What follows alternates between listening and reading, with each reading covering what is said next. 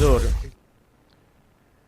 en este acuerdo por parte del señor ministro de Economía y Finanzas, el doctor de la Sorbona de París, don Simón Cueva. Y me llamó la atención, no sé si a usted, y le vamos a consultar al analista económico y financiero, señor Crespo,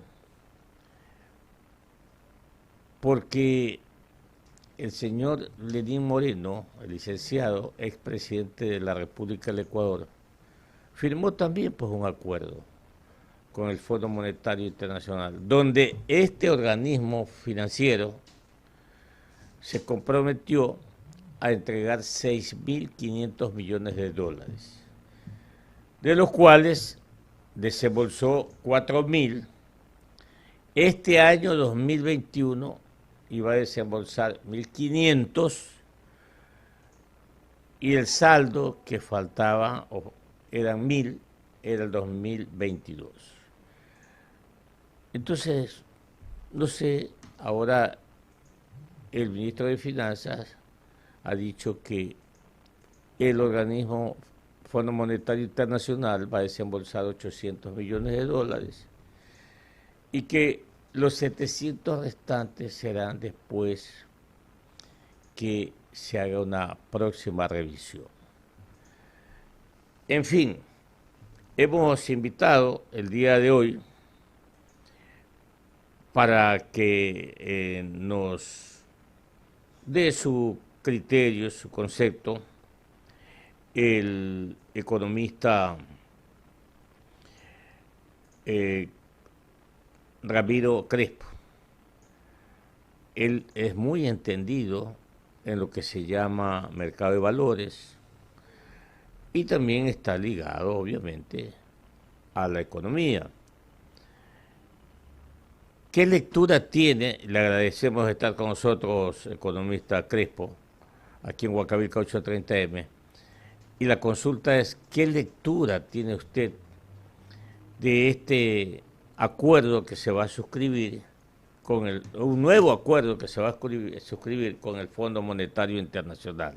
Bienvenido. Muy buenos días, gracias por la invitación. Saludos a la audiencia. Bueno, esto es, en definitiva, una actualización del acuerdo anterior llegado con Lenín Moreno y es una ratificación, un espaldarazo a la manera como el Ecuador está manejando la economía, especialmente después de una pandemia tan grande que el Ecuador tuvo impactos fuertes, como por ejemplo la baja del petróleo, la reducción de los ingresos fiscales, se tuvo que renegociar la deuda, causó bastante desempleo, muchas empresas cerraron. Entonces, en definitiva, lo que está haciendo el Fondo Monetario Internacional es apoyando al Ecuador primero con un desembolso de 800 millones de dólares a finales de este mes, si lo aprueba el directorio, que es lo más probable, y segundo, uno de 700 millones al final de año. Esto también traerá como consecuencia que, por ejemplo, el Banco Mundial desembolse dinero. Y para más sencillo, aunque no es mandatorio por estas dos instituciones, la CAF y el Banco Interamericano también deben desembolsar dinero para apoyar al Ecuador, porque se ve que realmente el Ecuador está avanzando en la línea correcta de la recuperación económica y necesita apoyo de los organismos internacionales, de los cuales es socio, es miembro, para continuar adelante. 7 de la mañana, 9 minutos. El gobierno, el presidente Guillermo Lasso también le ha dicho a los ecuatorianos que va a presentar una reforma tributaria a la Asamblea Nacional. Y ayer el ministro de Economía esbozó un criterio de que podría ser que haya una contribución especial bajo un esquema de un per cápita de $1.000. Quiero pensar que es para la población económicamente activa. Quiero pensar que es los 17.600.000 habitantes. Quiero pensar que solamente para los que tienen un empleo adecuado. No hay una cosa, un concepto claro. Sin embargo, le consulto a usted, economista Crespo, ¿cree usted que los ecuatorianos, como dice el señor Guillermo Lasso, que los que más ganan deben de contribuir con un aporte especial, y también que los que no han tenido costumbre de pagar sus impuestos ahora los paguen? Usted. Bueno, yo creo que estamos en una situación todavía crítica, en una situación de emergencia. Entonces hay que buscar la forma de poder financiar lo que se necesita hacer. El Ecuador ha hecho un enorme esfuerzo vacunar, ¿no?, a más de 10 millones de personas en 100 días. Tenemos un porcentaje bastante alto, somos de los principales países del mundo en cuanto a vacunación, lo cual es algo realmente meritorio, porque ese es el principal elemento para poder rehabilitar la economía, que la gente ya pueda trabajar, que los establecimientos se puedan abrir, que las fábricas puedan tener más trabajadores en un mismo lugar y cosas por el estilo. Entonces, hay que hacer por las circunstancias un esfuerzo especial, y podría ser que, como se dice, por una sola vez, pero que ya por lo menos en el 2016 ya se hizo por otra vez, por una sola vez, en el caso del terremoto, esta contribución especial. Entonces, con estas contribuciones especiales hay que tener mucho cuidado, porque no necesariamente la gente que tiene patrimonio, y para acumular ese patrimonio se supone que ya ha pagado los impuestos en el proceso de acumulación, el proceso de ahorrar ese patrimonio, ha pagado los impuestos a la renta que generó el patrimonio. Entonces, volverles a cobrar impuestos sí es una especie de doble tributación. Por eso uno de los argumentos, aparte de que se recauda muy poco, del presidente Lasso para eliminar el impuesto a la herencia, es precisamente que esa herencia, ¿no?, que dejan los padres a los hijos, ya pagó los impuestos en el proceso de generación de ingresos, en el proceso de ahorrar, y de ahí se ha ahorrado y se ha vuelto patrimonio, pero cuyos impuestos fueron ya pagados, como digo, en el proceso de generar esos ingresos. Entonces ahora podría estar bien por la última vez, si lo queremos poner, pero no, esas son soluciones parches. Un impuesto al patrimonio permanente es peligrosísimo, no solo por lo que implica desde el punto de vista disuasivo para la gente, para acumular patrimonio o para esconder el patrimonio. Ya no es disuasivo, sino que hay incentiva a esconder el patrimonio, sino que se puede volver también problemático para las personas que ya retiradas no están generando la liquidez para poder pagar el patrimonio que han acumulado en su época activa. Entonces, podría ser por esta última vez, pero ya dentro de un plan de reforma en la cual se aumenten los ingresos proporcionalmente del Estado a los egresos que son notablemente exagerados, como lo hemos visto por el crecimiento notable que tuvieron en la época de los 14 años de correísmo, ¿no? 7:15 minutos en Ecuador continental, dialogando con el experto económico Ramiro Crespo. Y ahora le voy a consultar de su día a día. ¿Cómo han evolucionado los papeles, los bonos del Ecuador ante una baja del riesgo país notable, considerable, y ante las expectativas que ha creado el gobierno del señor Guillermo Lasso? Bueno, es notable que el momento que Guillermo Lasso fue elegido, las elecciones creo fueron el domingo 11 de abril, ya el 12 el mercado tuvo un notable aumento del precio y un concomitante reducción del riesgo país, porque bastaba la voluntad para pagar, que es conocida en el caso del señor Guillermo Lasso, como para que haya mucho mayor confianza en en los bonos del Ecuador, mucho menos riesgo.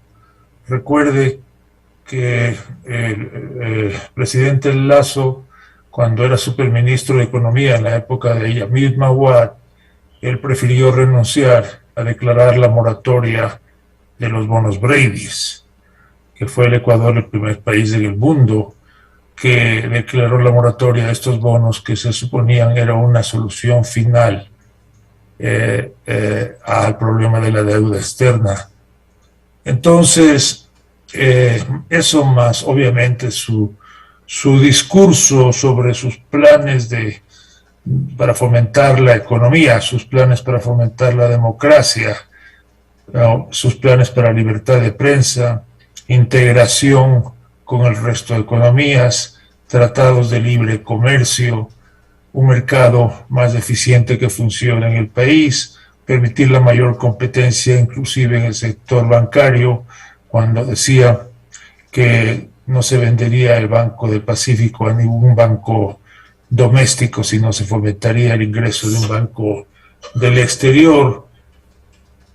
Todo eso ha ayudado a que vaya subiendo el precio de la deuda y reduciéndose el riesgo país, que estaba encima de más o menos 1.200 puntos porcentuales, está ahora en alrededor de 700, 650 puntos porcentuales. Tenía que revisar los últimos números, pero eso es importantísimo porque eventualmente le va a permitir al Ecuador refinanciar la deuda a tasas más baratas y usando instrumentos de mercado, es decir, emitir nuevos bonos para pagar los anteriores más caros, y va a permitir también al sector privado ecuatoriano hacer emisiones propias de sus empresas en los mercados internacionales y así tener acceso a mayor diversidad de financiamiento y a menor costo.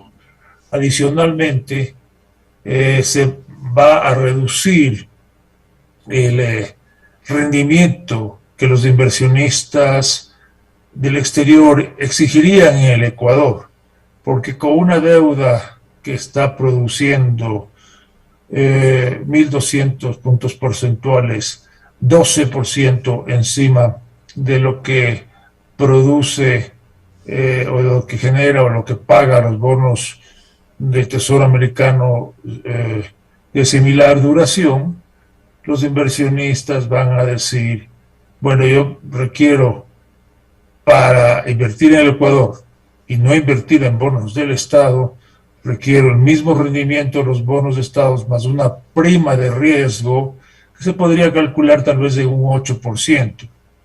Entonces estamos hablando de que cualquier proyecto en que ellos invertirían serían proyectos que den rendimientos de 20-25%, lo cual hace que sea mucho menos de los proyectos que generan 10-12%, y por lo tanto habría que invertir en áreas como minería, petróleo, de alto riesgo y alto rendimiento, y no en áreas más sencillas que, como exagerando, fábricas de colchones que generan más trabajo, o comprando industrias que están aquí, que ya desarrolladas para ayudar a expandirlas, que da un rendimiento menor, pero suficientemente bueno si se compara con los países de donde provienen los inversionistas y que generan más trabajo. 6 de la mañana, 21 minutos, dialogando aquí en Huancavelica 8:30 AM con el experto Ramiro Crespo, el experto económico, mi compañero el licenciado Luis Alberto Viera. La Rosa tiene inquietudes para usted, señor Crespo. Economista Ramiro Crespo, un buen día. Mire, antes de formularle una consulta, quiero, a través de este sistema de conectividad, hacerle llegar de Radio Huancavelica unas sentidas condolencias por la pérdida de su señora esposa. Y quería consultarle porque las autoridades del gobierno han anunciado en las últimas horas desembolsos que va a hacer el Fondo Monetario Internacional, que más bien servirán como para ir reactivando un poco a poco la economía, de tener un crecimiento sostenido en ese aspecto. Pero le consulto a usted, a corto o a mediano plazo, ¿cuándo cree usted que pasaríamos de ese síntoma de austeridad? Porque cuando pensamos en la autoridad, nos chocamos a veces que tenemos noticias de actos de corrupción que nos preguntamos, bueno, ¿y esto por qué? Buen día. Muy buenos días, muchas gracias por las condolencias, aprecio muchísimo condolencias como las suyas y de muchas personas de la comunidad, ayudan a pasar este momento tan doloroso. Le agradezco nuevamente.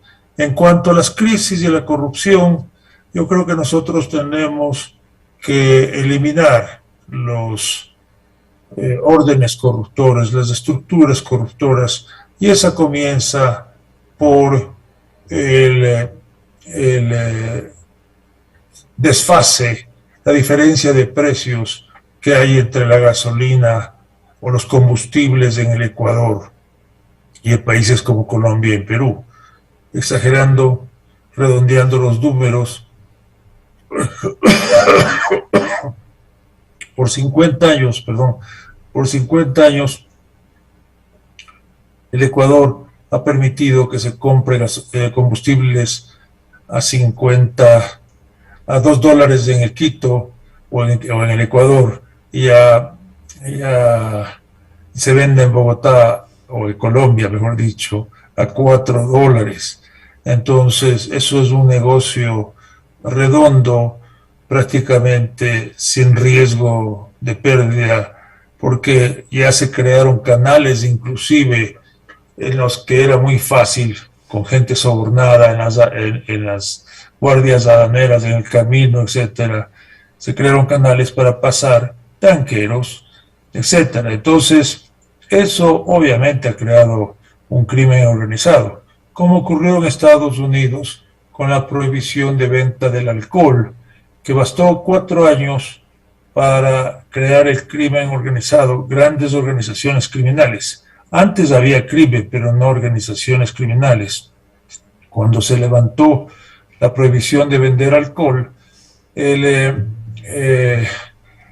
obviamente ya se quitó el estímulo para que se creen organizaciones criminales, pero estas que ya estaban creadas se dedicaron a otras cosas como las drogas, las tratas de personas, el juego que era ilegal entonces y cosas por el estilo. Y yo le aseguro que no él directamente, pero una de las personas que más se opuso a que se elimine el negocio redondo para las mafias de poder contrabandear alcohol fue Al Capone. Entonces aquí nosotros tenemos por 50 años ese negocio redondo de comprar a 2 y vender a 4, que obviamente ha creado organizaciones criminales, y son estas seguramente no los capos los que salen, sino gente a la que influyen los que salen a oponerse a que los precios se equiparen y el Ecuador deje de subsidiar. Se calcula que se va a ahorrar 2.500 millones de dólares solo por no tener este subsidio a los combustibles, lo cual es muy importante. Ahora, para que vea lo bien organizado que está esta mafia, esta corrupción, tenemos empresas estatales que no tienen balances. Según la Constitución, según las leyes, empresas públicas tienen que tener balances auditados por empresas expertas en el campo, nombradas por el Contralor, y el último balance que usted puede ver en las páginas de las empresas y de la Contraloría son el 2014, con una auditoría que se abstiene de dar opinión. En un caso porque Petroamazonas no cumplía los decretos son del ministro y del presidente, porque Petroecuador, que recibía, digamos, los barriles de petróleo de Petroamazonas, no confirmaba que lo que decía Petroamazonas que le había entregado, lo había recibido. Y la tercera razón, porque no podían reconciliar caja y bancos. O sea, usted se da cuenta que ahí tenemos un agujero negro donde se puede robar, si a alguien le da la gana, prácticamente impunemente. ¿Y qué es lo que pasa también? Que al no tener, como está pasando ya en Colombia y en Venezuela, Brasil, importantes reformas que se hicieron, la posibilidad de que haya compañías privadas petroleras adicionalmente a la empresa estatal petrolera, al no poner las empresas estatales en bolsa de valores para tener una gran transparencia y muchos inversionistas en estas empresas, entonces lo que ocurre es que, y por lo tanto ser opacas, lo que ocurre es que mucha gente que no puede hacer negocios legítimos petroleros se mete a la política para hacer negociados petroleros, y ocurre unos incentivos perversos, porque se mete gente que ahora está en la cárcel por haber hecho negociados petroleros a la política, y la gente honesta decide no meterse a hacer política a tiempo completo o a tiempo parcial, una labor muy noble, porque no quiere estar, digamos, debatiendo en asambleas o lo que sea, pero con gente de otro estilo que acabará en la cárcel en muchos casos. Entonces es un incentivo perverso para que la gente honesta se quede fuera de la política y para que los pillos y sinvergüenzas ingresen a la política. 7:29 para terminar este diálogo. Economista Crespo, en sus expectativas de crecimiento económico para el país el año 2021, ¿con cuál está de acuerdo? La CEPAL dice 2.5, el Fondo Monetario en su momento dijo 3.5, el Banco Central del Ecuador ha dicho 3.02%. ¿Cuál es su pronóstico, economista Crespo? Nosotros estamos de analítica hablando de 2.5 3% más o menos. Entonces, pero ya es un crecimiento importante, ¿no? Porque el año pasado hubo un decrecimiento notable alrededor del 7-8%. Entonces, esto es bueno, eh, porque es verdad que comenzamos de una base más baja, pero de todas maneras ya es un crecimiento, ya es una recuperación. Entonces, ojalá que el Fondo Monetario tenga razón, ojalá que el Banco Central tenga razón, pero nosotros somos más conservadores y pensamos que puede ser 2.5 a 3%. Muy bien, economista Crespo, nuestra solidaridad y sentido pésame, ¿no? Muchísimas gracias. Un ser grande ahí en la familia y entiendo. Y lo que queda nada más es resignación, economista. Un abrazo para usted. Igualmente. Muchísimas gracias y gracias por la invitación y el honor. Cuídense. Gracias.